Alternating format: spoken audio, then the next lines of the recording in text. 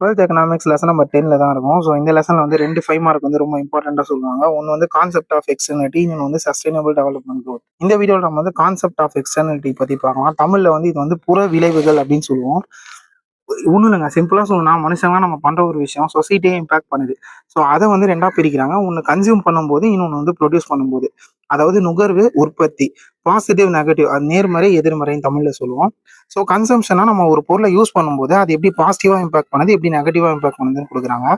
For example வந்து private security, public safety. இப்போ ஒரு தெருவில் வந்து ஒரு பெரிய பிசினஸ் மேன் இருக்காரு அப்படின்னா, இப்போ அவர் வீட்டுக்கு அவர் செக்யூரிட்டி போடுறாரு. இது மூலயமா அந்த ஸ்ட்ரீட்ல இருக்கிற மற்றவங்களும் வந்து பயன்பெறாங்க அப்படின்னா அதுதான் வந்து பிரைவேட் செக்யூரிட்டி, பப்ளிக் சேஃப்டி.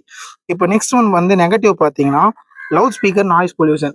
இப்போ உங்களுக்கு பிடிச்ச பாட்டு வந்து நீங்க கேட்குறீங்க. பட் ஆனால் அது ரொம்ப சவுண்ட் வச்சு கேட்கும்போது பக்கத்துல இருக்கிறவங்க வந்து டிஸ்டர்ப் ஆயிட்டு இருக்காங்க. ஸோ இங்க வந்து நீங்க வந்து கன்சியூம் பண்ற ஒரு விஷயம் நெகட்டிவா போய் முடியுது. இதான் வந்து நுகர்வு. அடுத்தது வந்து உற்பத்தி. ப்ரொடக்ஷன்ல பார்த்துட்டீங்கன்னா பாசிட்டிவ் அப்படிங்கும்போது நம்ம பீஹைவ்ஸ் பாலினேஷன் பார்க்கலாம். அதாவது மகரந்த சேர்க்கை பத்தி பார்க்கும்போது அது வந்து ஒரு நல்ல வகையான உற்பத்தியா இருக்கு. அதுவே நெகட்டிவா பார்க்கும்போது நம்ம எத்தனையோ மூவிஸ் கூட பார்த்துருக்கோம். ஒரு ஃபேக்டரினால வந்து நிறைய கழிவுகளை வந்து வெளியே வந்துட்டு விட்டுட்டு இருக்காங்க. ஸோ அதன் மூலியமா அந்த சொசைட்டியே வந்து பாதிக்கப்பட்டுட்டு இருக்கும். ஸோ இங்க வந்து ஒரு பொருளை ப்ரொடியூஸ் பண்றாங்கன்னு இருந்தாலும் அதுல ஒரு நெகட்டிவான விஷயமும் வந்து ஒரு சொசைட்டியை இம்பாக்ட் பண்ணிட்டு இருக்கு.